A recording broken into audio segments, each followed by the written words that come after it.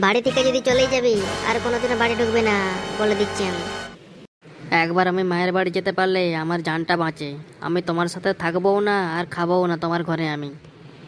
তা কেন করবি মাগি? তুই আমার সাথে আবার সংসার করিস নাকি? তোর তো হাজার ঘন্টা নাং আছে না।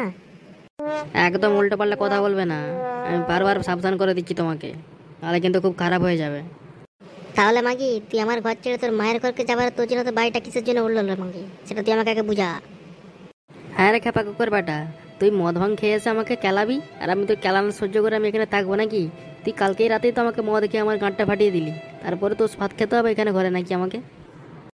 আমি আর মানে তোর এই বাজার ঘরে মানে থাকবোই না। আমি মানে চললাম মায়ের কাছকে, দরকার হলে আমি আমার 14 ঘন্টা নাঙের সঙ্গে থাকবো, তোর ঘরকে আমি আর করবো না। যা যা যা যা যা, তুই আমার চোখের সামনে যা দেখি নাকি, তখন থেকে আর মাথাটা পুরো খারাপ করে দিচ্ছিস তুই আমার।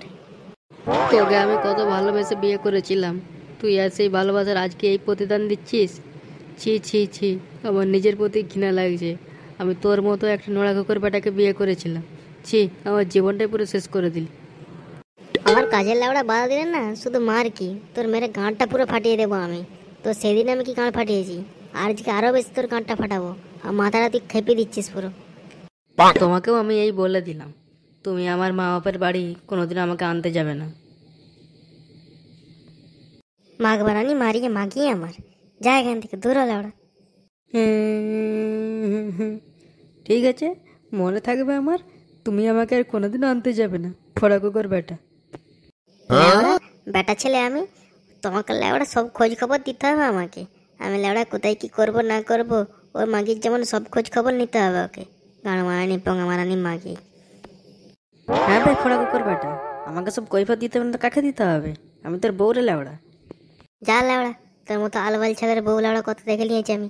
আর গান মারাতে জায়গা পাসনি, এখানে লেওড়া এখনো বক বক করছিস। যা লেওড়া মায়ের বাড়ি, সেখানে যে পঙ্গা মারে যে নাঙ্গদের সঙ্গে। ঠিক আছে ফোড়া কুকুর বেটা, আমি সময় এলে তোকে ঠিক বুঝিয়ে দেবো। কেন লো মাগি, তুই আমাকে আবার কি বুঝাবি? তোর মতো মেয়াদের এখন আমি বাজার হাটে কিনতে পারবো রে। বাটে হাজারে সব গড়াগড়ি খাচ্ছে, আর তুই লেওড়া আমাকে।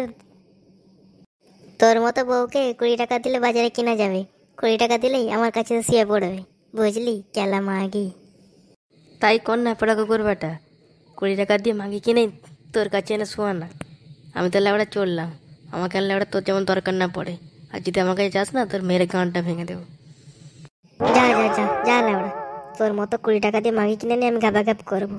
প্রত্যেকদিন 20 টাকা করে মাগি কিনবো আর গ্যাপ গ্যাপ করবো আর বান্টুটা মোটা করবো।